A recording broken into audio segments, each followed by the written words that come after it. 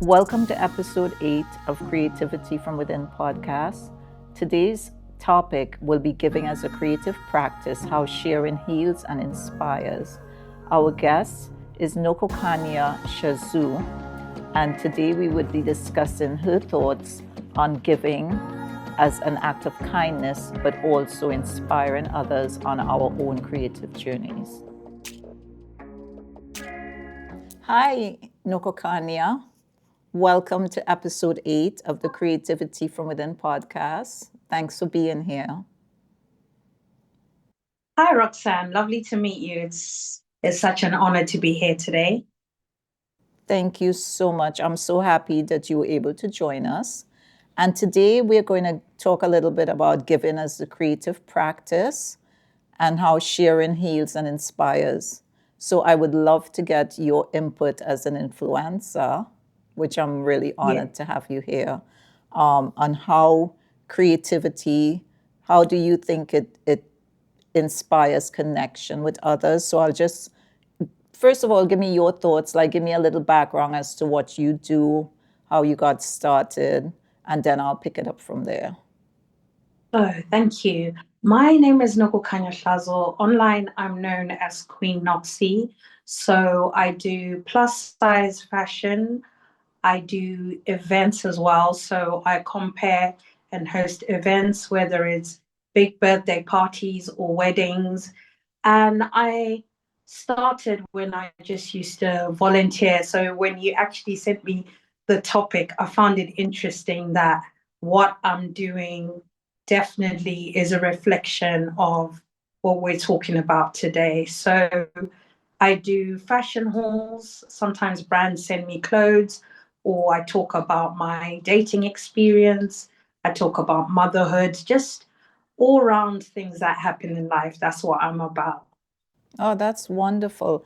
And of course, I love fashion. So can you give us a little insight as to how you connect with brands? Like, do you reach out to them, or do they see you on social media and they reach out to you, or both, vice versa? How does that work? My first paid collaboration was when I tagged a brand and they DM'd me and said they liked what I was wearing and how I styled it. So that's how it kicked off. I wouldn't say there's one particular formula because there are many ways you can do it. Nowadays, there's a few agencies.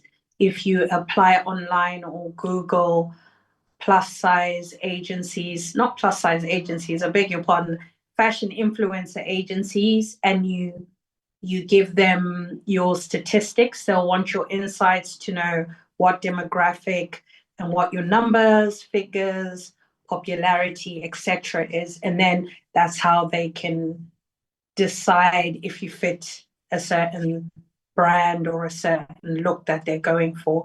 And I've even been so lucky. A year ago, I was on London Fashion Week, which has been the biggest platform that I've been on. And yeah, that was amazing. And that came about from just putting myself out there, showing myself walking to the supermarket or talking about my outfit and how I put certain things, pieces, and colors together. So it is really a mixture of different things. It's just about being creative and being unique and finding your own individual way. I can't say there is a direct formula. However, consistency is very important because the more you put out is the more you give. And the more you're exposing yourself to a wider audience, and people will be able to recognize you for that. That's beautiful. And can you tell me a little bit about how you have experienced a time where sharing your creativity might have deeply impacted someone else? Well, I've done charity work in the community in terms of my events. The company I was with is called Global Fusion Music and Arts. So they do community events in and around London, and people volunteer their time and their skills. And I really enjoyed that because it gave me confidence to know that I'm able to stand up in front of people and connect with people and gain all the necessary skills which I'm using now. And it did impact me because that's when I was able to kick off my events business, which I do here and there. So I would say in giving of myself and in volunteering to a community group, I was able to really see great benefits outside of just connecting with people. You really do get a sense of belonging when you're around people, and the people in the group all have one voice or one vision. You know, everyone has a common goal, and you're really able to get that confidence and encouragement that you need holistically. It's just so incredible, honestly. And how, what would you say to, let's say, we live in a world that's led a lot by social media, and a lot of people, not all, but some people prefer to just stay at home and sit in front of the computer. There are a lot of introverts out there. What advice would you give to someone who would like to make baby steps, because that's how it starts, baby steps from getting from behind the screen to getting themselves out there, just to get their feet wet or to get into whatever their niche may be? What little steps would you say somebody can take to give themselves a start? I would say with anything that you embark on, if you're starting on a project or you want to be a person who is maybe shy and eventually be out in the public where you're doing your own videos, you'd have to break it down into little steps so that it's not overwhelming, because it's just like a baby. A baby has to crawl, and then they can walk, then they can run. A baby doesn't just jump from their mother's lap and start running. So I would say it's just about starting with the little things that maybe you feel not so confident with. Start in front of the camera or in the mirror in front of your phone, have a look and see how you feel. And one tip I always give people when they say, oh, how is it so easy, or how are you so confident? Most of the time we overthink, or we think people are watching us, when really and truly people are not as bothered as we think they are. Sometimes it's the voices in our head that tell us that, oh, how do I look? How do I sound? Am I, if you're just yourself and you live your life authentically, no one is perfect in this world. You have to also remember that. So you start from the beginning, and there's a lot of tutorials online on how to overcome certain things. And yeah, and the other thing as well, nowadays, there's what they call faceless content. So you don't necessarily have to be showing your face. You can show a product and say, oh, I have this here. And you're showing the product and talking about the product. The more you get used to scripts, voiceovers, and talking, then you can graduate to where you're actually in front of the camera, because it's not really for everyone, you know. That's a really good point, that people can start with just a product, or maybe a quotation or something if Yeah. they're introverted and shy.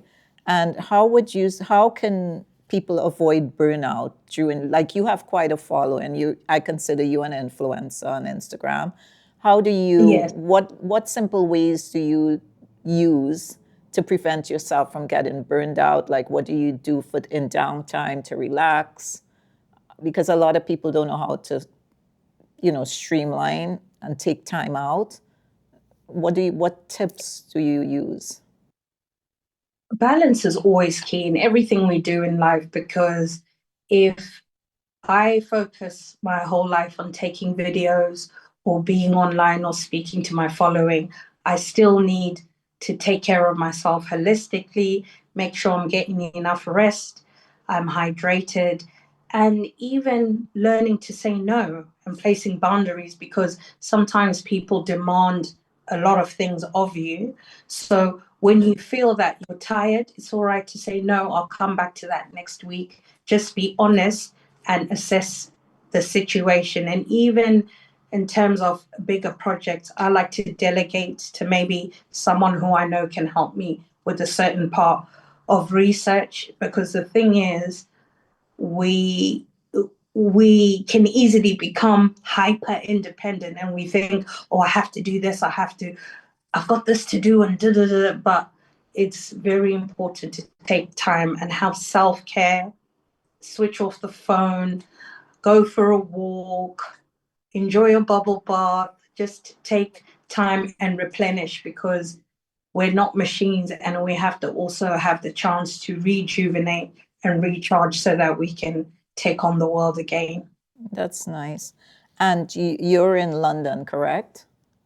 That's correct, So do you yes. have like a particular spot that you like to go to just have fun or regroup or I like to go to my local park because it's quiet there, and I can lay down a mat and read a book. It's very, very quiet.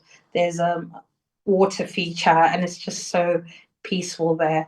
When I do get the chance, I do like to go to the seaside, although it is a bit further out. So I really, really love going to the seaside as well. So, but locally, I just go to the park because, yeah.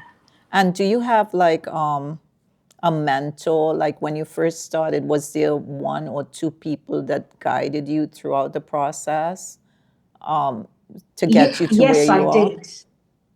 Yes, I did. And actually, my colleague who encouraged me to start emceeing and hosting at the community event and join the charity has helped me most of the way. And he believed in me, and he always says, you're very bright, you're engaging. I've seen you volunteer at certain events to take the mic. So you'd be very good. You should challenge yourself and give of yourself creatively so that you're able to see your potential. And there's something very powerful about giving back as well. It's it gives you a sense of satisfaction and like a sort of fulfillment when you know there is a purpose or a small pocket of the planet on this earth that you're impacting. And we all have different influences, and your influence could just be your local area, it could be global, it could be national. So in whatever capacity that is, it is great to have a mentor and be with someone who not just big you up and say, oh, you're amazing, but they'll also hold you accountable and ask you about, what you're doing and how you're getting on with your goals. So I have a great mentor. He's amazing. That's really, really good. And it's important for people to understand that we might have a lot of ideas, but you can't do everything by yourself. And it's good to, No, yeah, absolutely not, it's Roxanne. it's No good way. to have a sense of community and to try to build that community. And the other question I have for you is, in your opinion, why do you think people feel more connected when they receive encouragement or mentorship from others? What do you think, for you, what made you feel more connected once you started getting mentored? When you're mentored, it's someone is giving you a sense of validation. They are putting a stamp of approval on you. They are inspiring you, because most of the times when you do have a mentor, it's someone who's more established in whatever they're doing. They're maybe a couple of steps ahead, or they are quite influential or quite successful in the field they're in. So it is inspiring when it's someone you look up to, because you're able to kind of look up to them and think, oh, that's where they are, and they're helping me to get to there or even surpass that level. So, yeah, that's what I'd say. And have you ever had times where you were offered like a partnership or something and it didn't feel right with your spirit and you just said, no, I don't think I'm going to do it? Yeah, absolutely. That happens a lot because for me, I do plus size fashion. So I embrace the size I am.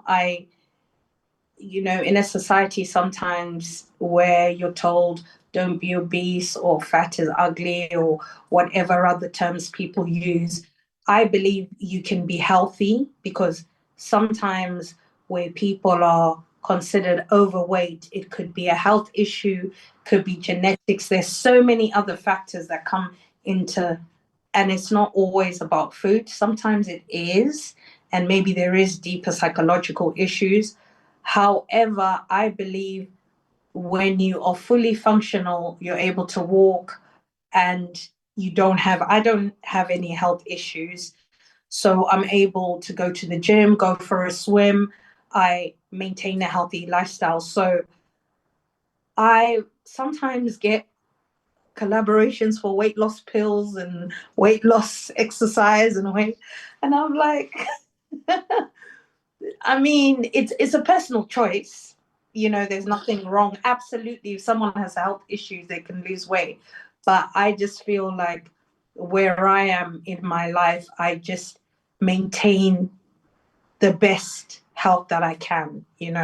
And if I am going to all of a sudden become really small, which is a personal choice again. And I've seen a lot in the plus size space.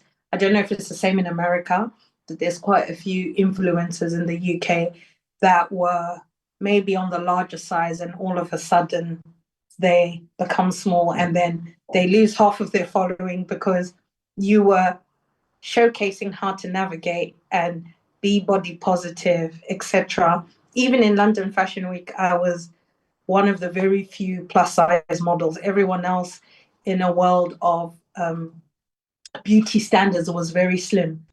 In our showcase, it was only two of us out of 60 models. So it's a big deal. You know what I'm saying? We ended up in the publication in Vogue. You know, um, it's good to live a life authentically and show up as yourself. And I do understand that people can improve their life. You can always improve your life health wise, spiritually, mentally. However, being content and navigating in gratitude and authentically really does open up so many different opportunities and things. I've had things happen in my life. I'm like, hang on, how did that happen? Where I've kind of jumped something due to someone's generosity or me giving of myself and showing up in the world creatively, being happy, sharing my time with other people and sharing ideas. Yeah, that's what I'd say. And it's important. You just said three keywords: sharing Yeah, and giving. And I always yeah, tell people, I preach this, that faith without works is dead. So it's important to take the action steps to get to your goal. mhm. And once you do that, people just are drawn to you and the blessings come in because you're Absolutely, doing what you're supposed to do. absolutely. And a lot of people think that you pray, but you sit. You don't do anything. You just pray and sit and you wait, and that's not how life works. You pray, but you have to take the action to activate the blessings and the prayers. So that's important. And what are the ways you diversify? You have the fashion. What are the ways, like, let's say there's a young person watching the podcast and they Yeah, admire you and what you do. It's not, I saw somewhere, I don't know where I saw read it, that diversity minimizes risk, where it's not good to just, like, they say put all your eggs in one basket, yeah, right? So yes. what ways would you tell somebody, like, how can you tell someone simple ways to diversify as opposed to just focusing on one thing only?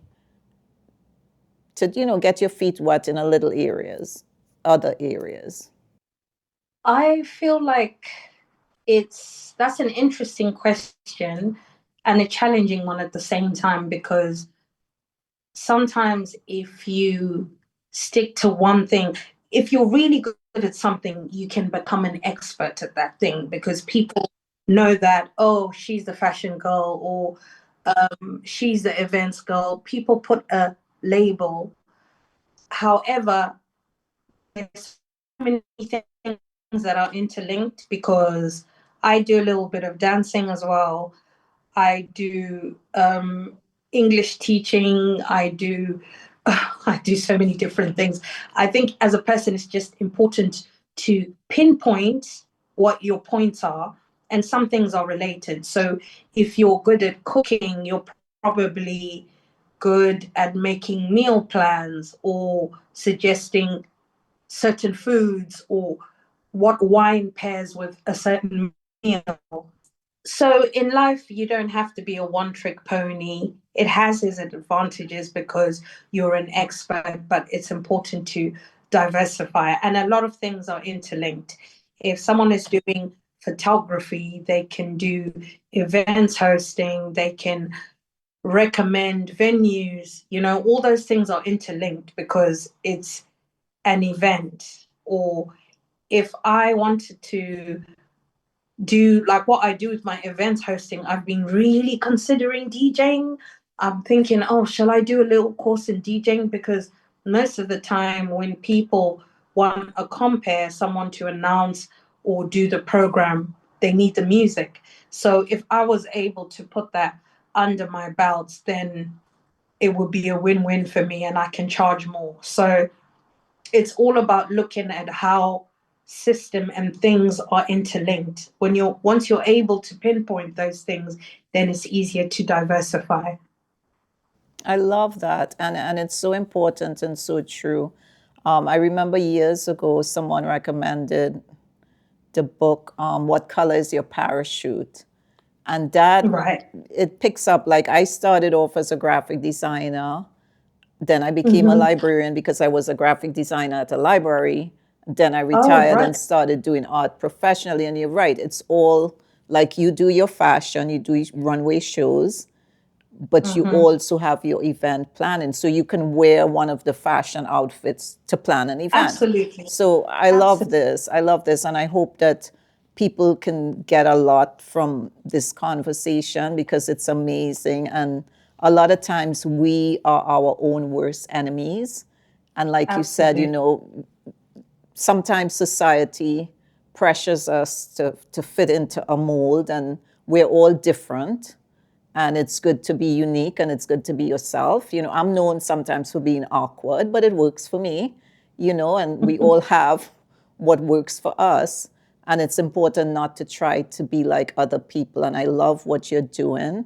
I love the fact that you're an inspiration, not just to me, but to a lot of people. And I hope that people can get a lot from this conversation because it's important to stay true to self and to sometimes it's really hard to block out the noise of other people, or to block out, or to not, to try not to compare yourself too much to others.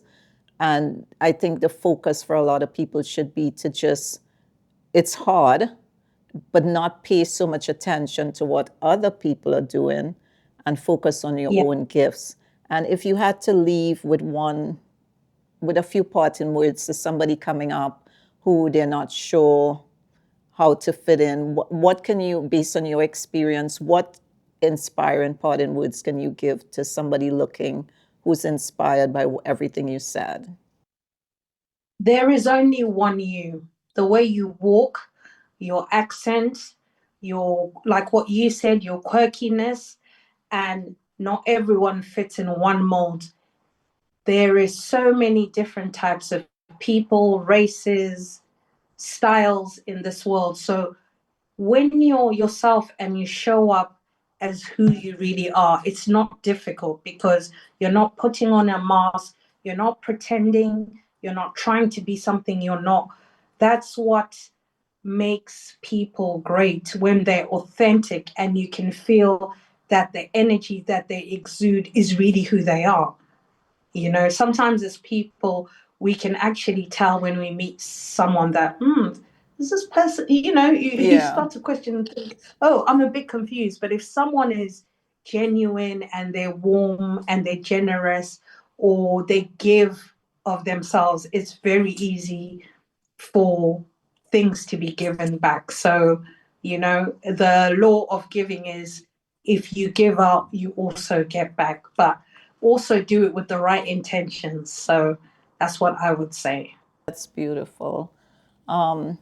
So what we learned today, that giving isn't just an act of kindness; it's a powerful part of the creative journey, as we can all see from witnessing your success. So I want to Yeah. thank you so much for being here and for sharing these wonderful, amazing insights with the audience. And I wish you nothing but the best on your creative journey. Thank you so Thank you much. so much, Roxanne. And everyone can follow me on at Queen_NOKSY. My events page is at Noxy MC, which is NOKSYMC. And thanks for having me. It's been such an interesting conversation. Thanks for Thank you so being much, here. Roxanne. All the best. All right, you too. Thank you. Bye for now. Bye bye.